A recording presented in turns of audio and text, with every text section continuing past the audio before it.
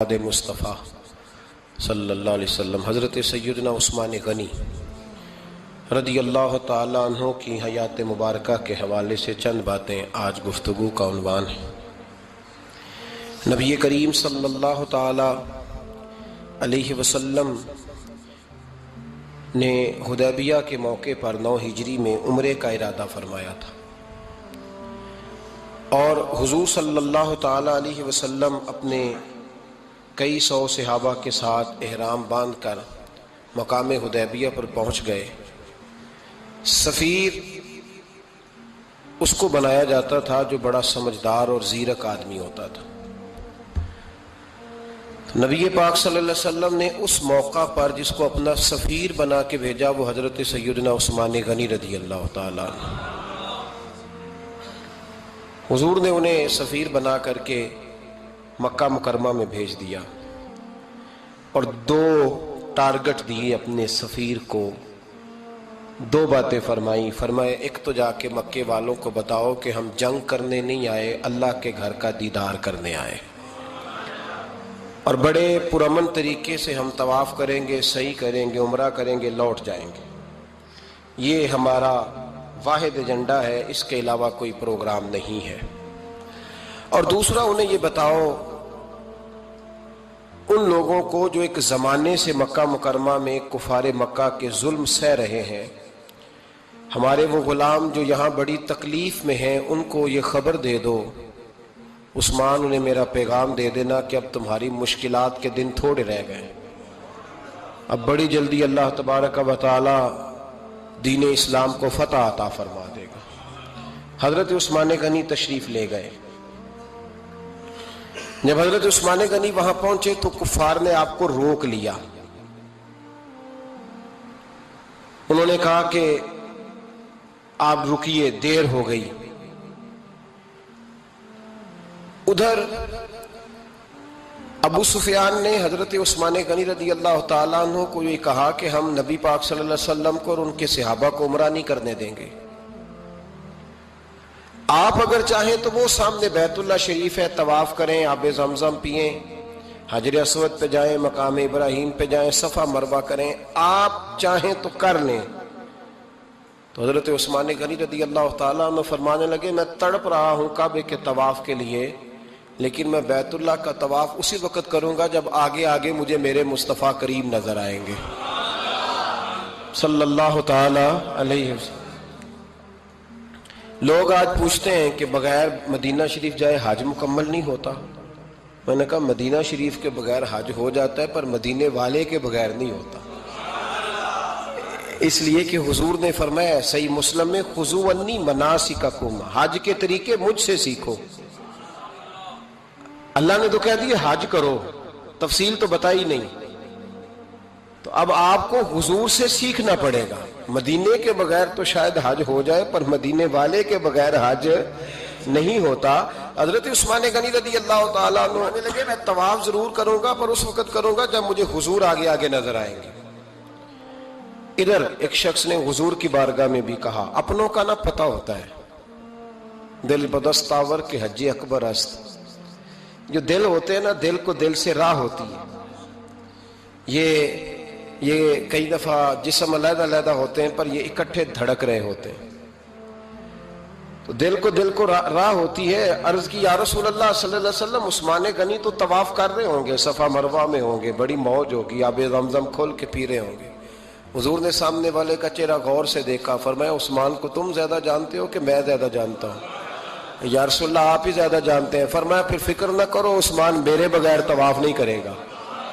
بات ختم ہو گئی، میرے بغیر عثمان طواف نہیں کرے گا، ختم ہو گئی۔ اب کسی نے افواہ پھیلا دی کہ حضرت عثمان غنی کو شہید کر دیا گیا۔ نبی پاک علیہ السلام تک بھی خبر آئی۔ حضور جانتے تھے ہمارا دل نہیں کرتا کوئی انتشاری بات کرنے کو، لیکن جب لوگ کرتے ہیں تو پھر دل کو تکلیف ہوتی ہے۔ اب یہاں سب نے لکھا ہے کہ نبی پاک صلی اللہ علیہ وسلم کو خبر ملی، حضور پریشان ہوئے، صحابہ کو مشورے کے لیے بھی بلایا، بیعت رضوان بھی ہوئی۔ اگر علم غیب ہوتا، یہ سارا کچھ نہ ہوتا۔ اور میں نے کہا خدا کے بندے اگر حضور اپنا علم غیب اس وقت ظاہر کرتے تو حضرت عثمان کے لیے قرآن کی آیتیں نہ نازل ہوتی، اس بیعت کے تذکرے نہ ہوتے۔ ہر بات پہ لوگ معاذ اللہ تعالیٰ. اب دیکھیے نا یہاں یہ جملہ چھوڑنے کی کیا ضرورت ہے؟ تم قوم کو کیا دے رہے ہو؟ لوگوں کو کیا بتا رہے ہو کہ نبی پاک علیہ السلام اندھیرے میں بیٹھ کے فیصلے کر رہے تھے؟ کیا بتا رہے ہو؟ آج انٹیلیجنس کی رپورٹس بتا دیتی ہیں کہ وہ فلاں کس طرح کا ماحول ہے اور آپ نے کس طرح کرنا ہے، تو تمہیں اپنی خفیہ ایجنسیوں کے مطابق تم فیصلہ کرو تو کہتے ہو ہم بھئی اندھیرے میں فیصلہ نہیں کر رہے، ہمیں رپورٹ ہے تو فیصلہ کر رہے ہیں. اور نبی پاک علیہ السلام کے بارے میں تم لوگوں کو یہ بتا رہے ہو کہ حضور اندھیرے میں فیصلہ کر دیتے تھے، پتہ ہی نہیں تھا. کس طرح کی بات کرتے ہو؟ میرے محبوب پاک علیہ الصلوۃ والسلام فرماتے ہیں کہ اللہ تبارک و تعالیٰ نے مجھے اس طرح کا علم عطا فرمایا ہے کہ جو تمہارے ذہن میں ہو مجھ سے پوچھو، میں فوراً تمہیں جواب دوں گا. لیکن لوگ اڑ گئے ہیں، کیا کیا جائے؟ اور عجیب فلسفہ ہے، یہاں بھی گرہ لگا دی. پتہ ہوتا تو یہ سارا، اور میں نے کہا خدا کے بندے اگر یہ سارا کچھ نہ ہوتا تو پھر یہ آیتیں کیسے نازل ہوتی؟ پھر صبح قیامت تک حضرت عثمان غنی کی عظمتوں کا کیسے پتہ چلتا؟ جب خبر ملی نا کہ حضرت عثمان غنی کو شہید کر دیا گیا تو حضور نے صحابہ کو بلایا، فرمایا آؤ میری بیعت کرو. حالانکہ بیعت پہلے ہو چکی، آؤ دوبارہ بیعت کرو. یا رسول اللہ کس چیز کی بیعت کرنی ہے؟ تو نبی پاک نے فرمایا میرے ہاتھ پہ بیعت کرو کہ ہم عثمان غنی کے خون کا بدلہ لیے بغیر یہاں سے جائیں گے نہیں. ہم عثمان کے خون کا بدلہ لیے بغیر یہاں سے جائیں گے.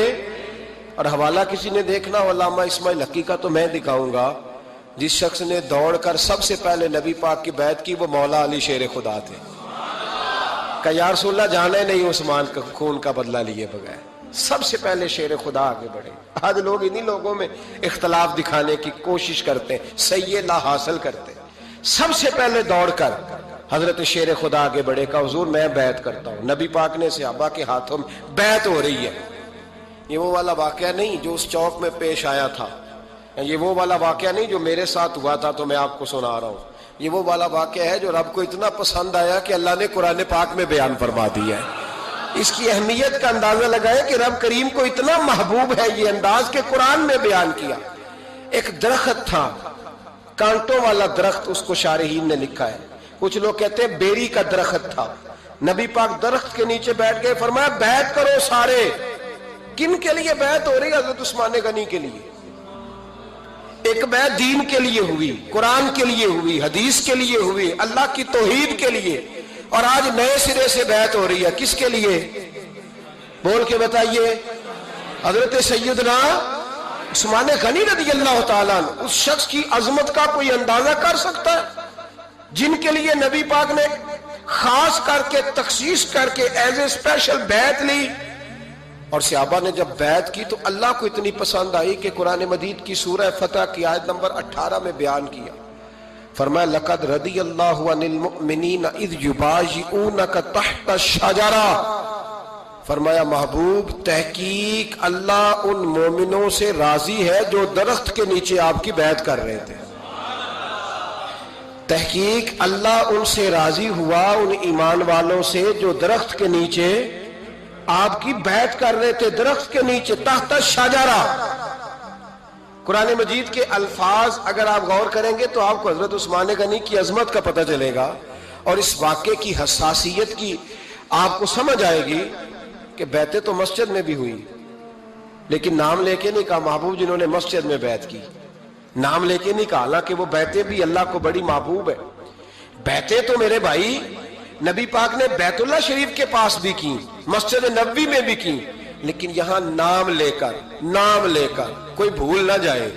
کسی نے کہہ دینا تھا کوئی اور بیعت تھی جی، لوگ شرع کر رہے ہیں نا مرضی، وہ تو کسی اور کی بیعت. نام لے کے کہا محبوب تحت الشجرہ، وہ جو درخت کے نیچے بیعت ہوئی، وہ جو بیعت درخت کے نیچے ہوئی. اور جنہوں نے بیعت کی لقد رضی اللہ عن المؤمنین، تحقیق اللہ ان مومنوں سے راضی ہو گیا. اللہ ان مومنوں سے. صحیح بخاری صحیح مسلم میں صحابہ نے پوچھا یا رسول اللہ اللہ کس طرح راضی ہوا ہے؟ فرمایا آج جس نے میرے ہاتھ پہ بیعت کی ہے رب کریم نے وعدہ کر لیا ہے سب کو جنت عطا فرمائے گا. جنتی ہو گئے سارے. حضرت عثمان غنی رضی اللہ تعالیٰ عنہ کی یہ عظمت، یہ شان قرآن پاک نے بیان کر دی کہ حضرت عثمان کے نام پر صحابہ جمع ہوئے. اللہ تبارک و تعالیٰ نے اس واقعے کا ذکر قرآن مجید میں فرما دیا. میرے عزیز دوستو، حضرت عثمان غنی کو اللہ نے بڑی شان عطا فرمائی، بڑا مرتبہ دیا، بڑے حسین و جمیل، بڑے خوبصورت آدمی تھے۔ دیکھو نا کیا شان ہے حضرت عثمان ذی النورین۔ یہ ذی النورین کا کیا معنی ہے؟ دو نور کون ہیں؟ حضور کی دو صاحبزادیاں۔ اعلیٰ حضرت فرماتے ہیں نور کی سرکار سے پایا دوشالہ نور کا، نور کی سرکار سے پایا دوشالہ نور کا، ہو مبارک تجھ کو ذی النورین جوڑا نور کا۔ دو نوروں والے حضرت عثمان غنی۔ ایک بیٹی کا نکاح کیا، وہ وصال کر گئی تو محبوب نے دوسری بیٹی کا بھی نکاح کر دیا۔ یہ جو بیچارے پراپوگنڈے والے ہوتے ہیں نا، یہ پہلے دن سے صرف پراپوگنڈے میں ہی ہے، یہ نہ محب بن سکے نہ محبوب بن سکے۔ ان کا نہ کوئی اپنا ہوا نہ انہیں کسی نے اپنایا، یہ پراپوگنڈے والے ہی ہیں، ساری زندگی چیم گوئیاں، کانوں میں باتیں، اپنا اپنا مزاج ہے نا جی، جس کے حصے میں جو ڈیوٹی آئی۔ کچھ لوگ وہاں بھی منافقین چیم گوئیاں کرنے لگے، دوسری بیٹی بھی دے دی، دوسری بیٹی بھی دے دی، دوسری بیٹی بھی دے دی۔ محبوب کے کانوں تک آواز گئی، فرمایا زیادہ باتیں نہ کرو، میری 40 بھی ہوتی۔ وہ ختم ہو گئی بات، تم 2-3 کی بات کرتے ہو، حدیث مبارکہ کے لفظ ہے، نبی پاک نے فرمایا میری 40 بھی ہوتی، ایک کے بعد دوسری انتقال کرتی رہتی، میں ساری عثمان کو دے دیتا۔ حد ہو گئی بھئی، اتنا بڑا مرتبہ، چیم گوئیاں نہ کرو، دوسری بھی دیتی، میری 40 بھی ہوتی۔ اس حدیث کا ترجمہ یہ ہے کہ محبوب فرماتے ہیں کہ مجھے عثمان پر اعتبار ہی بڑا ہے، مجھے عثمان پیارا ہی بڑا ہے، عثمان غنی کی عظمت ہی بڑی ہے۔ فرمایا میری 40 بھی ہوتی تو میں ساری یکے بعد دیگر حضرت اسامہ بن زید رضی اللہ تعالیٰ عنہ فرماتے ہیں نبی پاک نے اپنی صاحبزادی حضرت رقیہ رضی اللہ تعالیٰ عنہ کا نکاح حضرت عثمان غنی کے ساتھ کیا تو دونوں میاں بیوی پیارے بڑے تھے، حسین و جمیل بڑے۔ حضرت عثمان بڑے نفیس آدمی تھے، بڑی نفاست تھی، کپڑا سادہ پہنتے تھے، لیکن لوگ کہتے ہیں کبھی ہم نے ان کے کپڑوں پہ دھبا نہیں دیکھا، چہرے پر اتنا سا گرد کا نشان نہیں دیکھا۔ ہمارے ملک میں سب سے زیادہ خرچہ میک اپ کا آتا ہے، پتہ ہے آپ کو جی؟ اب اگلی جو بات کرنی ہے اس پہ اپنے آپ کو وقت کتنا دیتے ہو، سجنے میں، سورنے میں، تیار ہونے میں کتنا وقت لگاتے ہو؟ فرمانے لگے حضرت عثمان غنی اتنا تو ٹائم ہی نہیں ہے کہ اپنے آپ کو دیا جائے۔ تو قبر اتنے پیارے کیسے لگتے ہو؟ فرمانے لگے اپنی وجہ سے نہیں لگتا، حضور کی وجہ سے پیارا لگتا۔ کب وہ کس طرح؟ فرمانے لگے نبی پاک صلی اللہ علیہ وسلم نے ہمیں وضو دیا ہے، فرمایا ایک دفعہ وضو کر کے آئینے کے سامنے کھڑا ہوتا ہوں، یوں لگتا ہے اللہ نے میرے چہرے کو پہلے سے زیادہ نور عطا کر دیا ہے۔ دیکھیں نا، باقی جسم چھپا ہوا ہے اور جو ظاہر ہے اس پر وضو کا حکم ہے۔ ہاتھ ظاہر ہے تو وضو کر لو، پیر پردے سے باہر ہے تو ان کو دھو لو وضو میں، چہرہ پردے سے کپڑوں سے باہر ہے تو اس کو وضو میں۔ تو عثمان غنی فرماتے 5 وضو تو میں تازہ کرتا ہوں، پچھلا ہو بھی تو نئی نماز تازے وضو سے پڑھتا ہوں۔ اور فرماتے اگر میرا قرآن مجید کھولنے کا ارادہ بن جائے تو پھر وضو 6 بھی ہو جاتے ہیں، اور تہجد کے وقت اٹھوں تو 7 بھی ہو جاتے ہیں۔ فرماتے علیحدہ سے درود پاک پڑھنے بیٹھوں تو پھر 10-11 وضو بھی ہو جاتے ہیں۔ میں وضو کرتا رہتا ہوں تو اللہ تازگی عطا کر دیتا ہے۔ حضرت اسامہ بن زید حضور کے غلام زادے فرماتے میں چھوٹا سا تھا تو نبی پاک کے گھر میں گوشت پکا تو سرکار کو 4 بیٹیوں سے بڑا پیار تھا، حضرت فاطمہ سے زیادہ ہے لیکن 4 بیٹیوں سے بڑی محبت تھی۔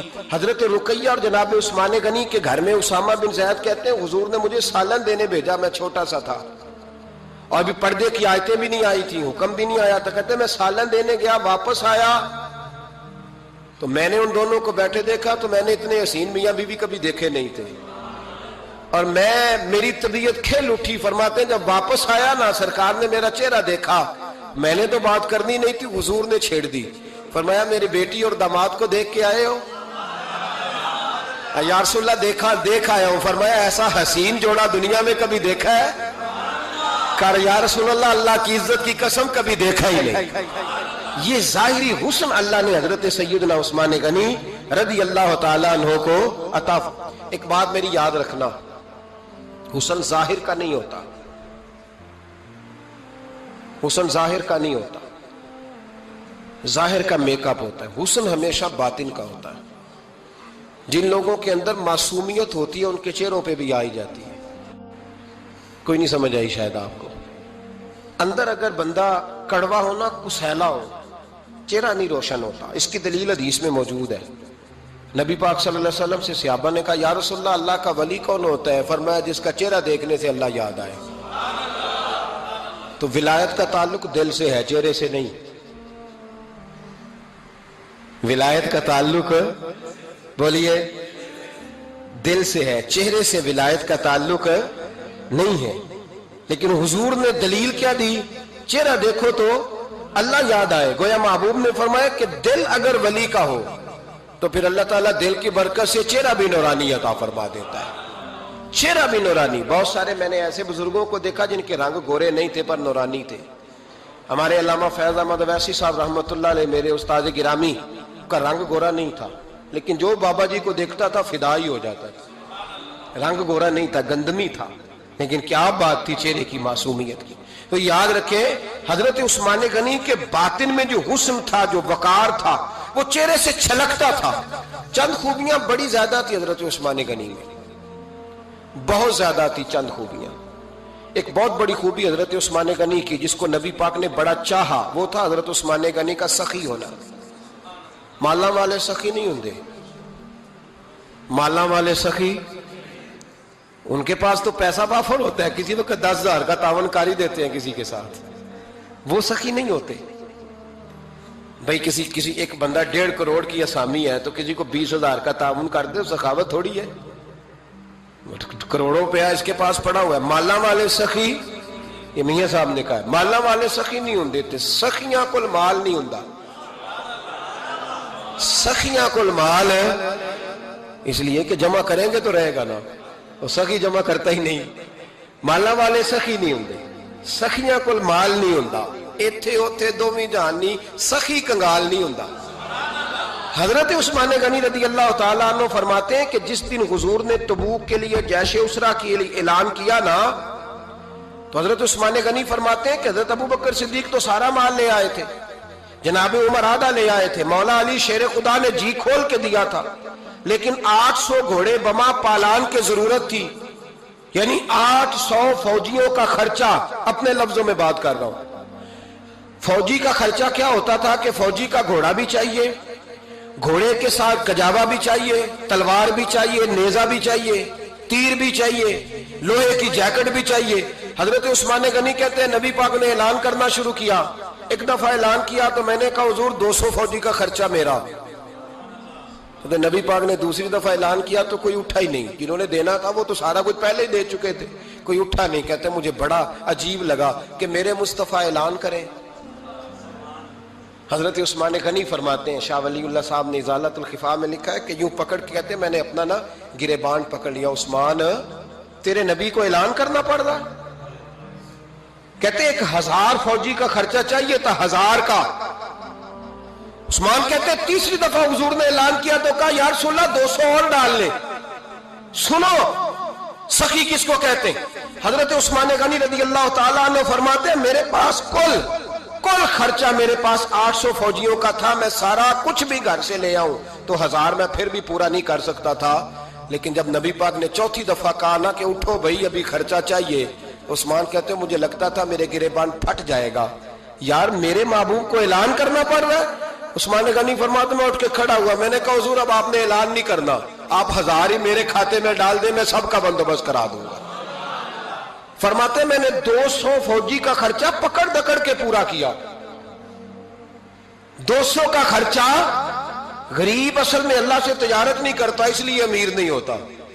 غریب اللہ سے تجارت کرے نا، اللہ سے، اس کے رستے میں 200 دے کے 70 گنا کی امید رکھے یہاں بھی وہاں بھی، پھر امیر ہو جائے. یہ تجارت نہیں کرتا، یہ کہتا ہے اللہ کے رستے میں امیر خرچ کریں گے، میری نہیں ڈیوٹی. حضرت عثمان غنی کہتے ہیں میرے پاس 800 کا بندوبست تھا، میں نے 1000 کا دیا. حضور تشریف لے گئے. فرماتے ہیں جہاد سے جب واپسی ہوئی نا، ایک ایسا سودا تھا جس میں سے مجھے نفع کی امید ہی نہیں تھی، پر اللہ نے مجھے 11 گنا نفع عطا فرمایا.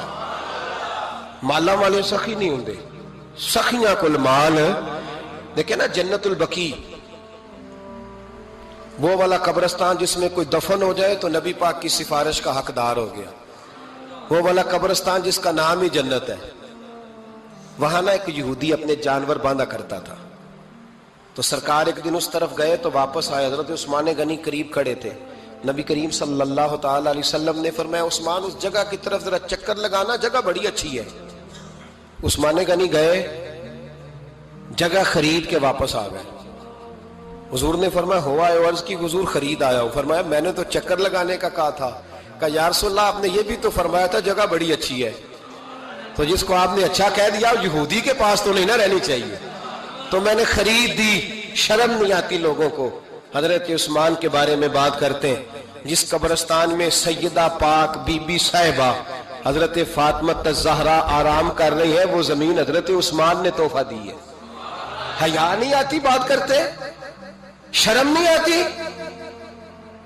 یہ صدقہ سیدہ فاطمہ کا ہی ہے، انہی کے لیے اللہ نے تحفہ دیا، اور اس کے پیسے حضرت عثمان غنی نے ادا کیے۔ پھر اس قبرستان میں سیدہ پاک نے آرام کیا، پھر اسی قبرستان میں عثمان ابن مسعود نے آرام کیا، پھر اسی قبرستان میں حضرت حلیمہ سعدیہ لیٹی ہوئی ہے، اسی قبرستان کے اندر نبی پاک کی زوجہ سیدہ عائشہ آرام کرتی ہے، پھر اسی زمین پر میرے محبوب کے پیارے نواسے امام حسن آرام فرمائے۔ حضرت عثمان غنی رضی اللہ تعالیٰ عنہ کے بارے میں بات کرتے تیری زبان نہیں کانپتی؟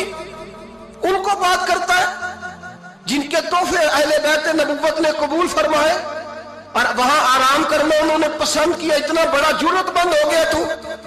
حضرت عثمان غنی رضی اللہ تعالیٰ عنہ فرماتے ہیں کہ میں نے پہلے بھی میں بڑا تاجر تھا، لیکن جب سے مصطفیٰ کے نام پر خرچ کرنا شروع کیا، پھر کہاں کہاں سے آیا کب، اور بڑی سیانی بات فرماتے ہیں۔ آپ فرماتے ہیں میں کلمہ پڑھنے سے پہلے تجارت کو وقت زیادہ دیتا تھا، اور مسلمان ہونے کے بعد میں نے تجارت کو ٹائم تھوڑا دیا، پر اللہ نے روزی مجھے زیادہ عطا فرمائی، اس لیے برکت پر ہماری توجہ نہیں رہی، غیبی خزانوں پر خیال ہم نے چھوڑ دیا ہے۔ غیبی خزانوں سے جو چیز ملتی ہے وہ زیادہ ملتی ہے، جو مادی ذرائع سے ملتی ہے وہ چیز کم ہوتی۔ حضرت عثمان غنی پر الزام لگا جب آپ کا دور حکومت تھا، یہ یاد رکھیں کہ سب سے زیادہ الزامات حضرت عثمان غنی پہ لگائے گئے۔ جن بندوں کے قد کاٹ زیادہ ہوتے ہیں ان کے خلاف پروپیگنڈے بھی لمبے چوڑے ہی ہوتے ہیں۔ بڑی بڑی بات یاد رکھنا، کہا گیا کہ حضرت عثمان لوگوں کو نوازتے بڑا ہے، بڑا دیتے ہیں حضرت عثمان غنی۔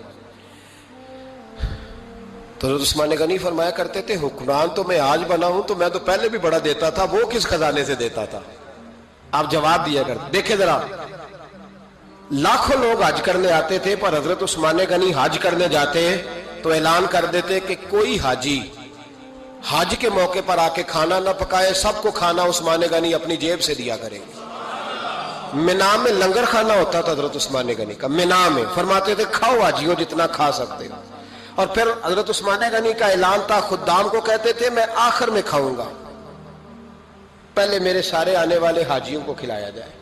ایک مجھ سے ایک دوست نے سوال پوچھا 4-5 دنوں کے، کچھ سوال ایسے ہوتے ہیں جو بندے کو چوراہے پہ لا کے کھڑا کر دیتے ہیں، زندگی میں نہ بھولنے والے سوالات ہوتے ہیں۔ ایک شخص نے سوال پوچھا، کہنے لگا اوکاڑے دینی اور مذہبی گھرانہ ہے، اوکاڑے سے تعلق ہے، میرے ساتھ محبت کا رشتہ ہے۔ کہنے لگے بیٹی کی شادی کر دی ہے راول پنڈی میں،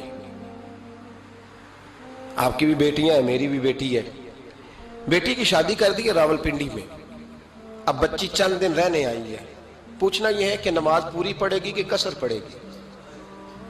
تو میرا تو اس نے کام کر دیا، حد ہو گئی، رو رو کے برا حال۔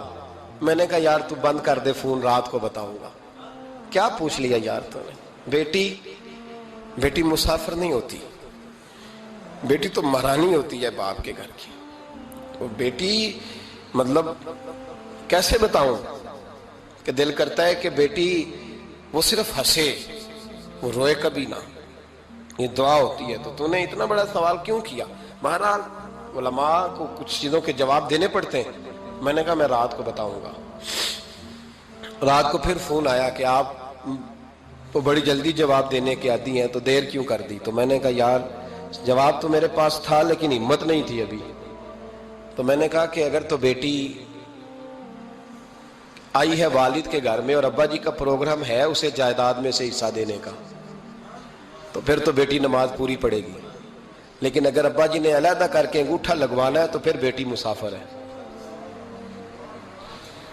اگر ابا جی نے اس کو علیحدہ کر کے انگوٹھا لگوانا ہے نا کہ دے دے بھائیوں کو، خیر ہے تیری شادی پہ خرچہ کر دیا ہے، اگر ابا جی کے دل میں نے کہا یہ ابے سے فتویٰ پوچھ لو، اگر ابا جی کے دل میں چور ہے نا کہ بیٹی کو دینا کچھ نہیں، تو پھر بیٹی نے نماز قصر پڑھنی ہے، اس لیے کہ پھر وہ وہاں حصے دار۔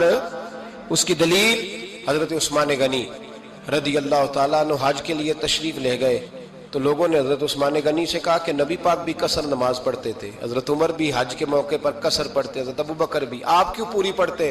فرمایا ان کا مکے میں گھر کوئی نہیں تھا، میرے تو پورے کے پورے باغ ہیں، تو میں یہاں مسافر نہیں ہوں، میں یہاں مقیم ہوں، تو اگر تو بیٹی کا حصہ بھی ہے ابا جی کے گھر میں تو پھر وہ نماز پوری پڑے گی۔ لیکن اگر ابا جی نے اللہ تعالیٰ خیر فرمائے بیٹوں کے حق میں فیصلہ سنا دیا ہے اور انہوں نے بیٹی سے کہہ دیا ہے کہ چھوڑ، جو بیٹیاں حصہ لیتی ہیں ان کے بھائی نہیں ملتے تو نہ ملے بھائی، کوئی حرج نہیں، ضروری ہے ظالم بھائیوں سے رابطہ رکھنا جو کھا جائے بہنوں کا حصہ۔ والد ظالم ہے، ظالم ہے باپ، بیٹے کو حصہ دیتا ہے بیٹی کو نہیں دیتا۔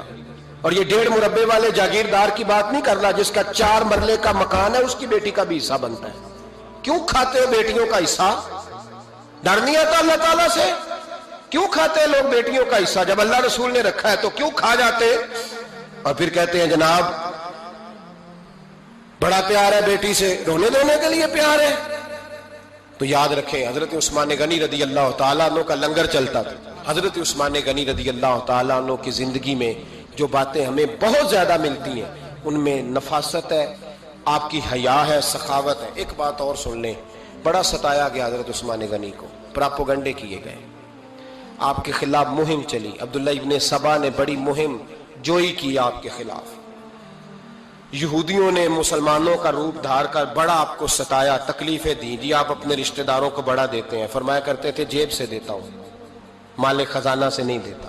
حضرت عثمان غنی رضی اللہ تعالیٰ عنہ کو بڑا ستایا گیا۔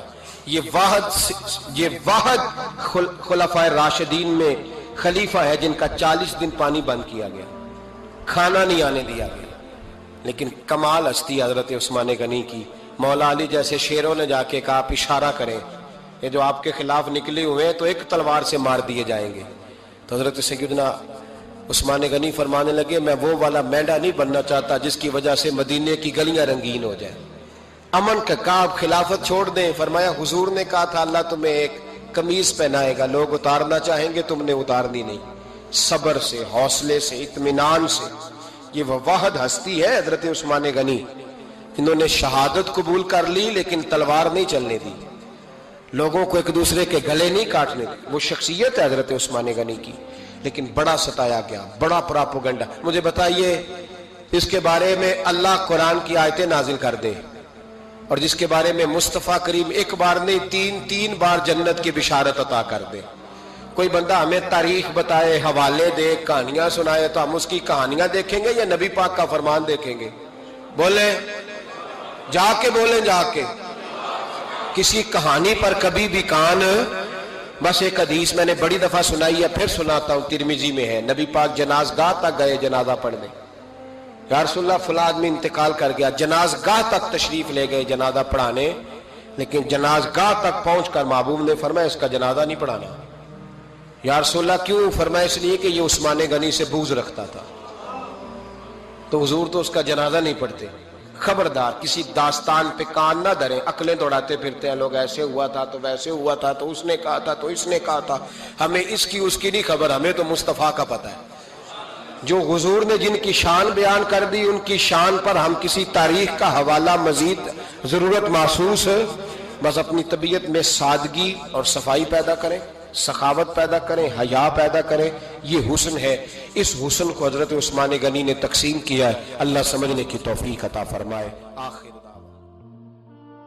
اور اگر آپ نے ابھی تک ہمارا چینل سبسکرائب نہیں کیا تو فوراً سبسکرائب کیجئے، ساتھ ہی بیل آئیکن پر کلک کریں تاکہ مزید آنے والی ویڈیو ہیں وہ آپ کو وقت پر ملتی رہیں۔ اللہ حافظ۔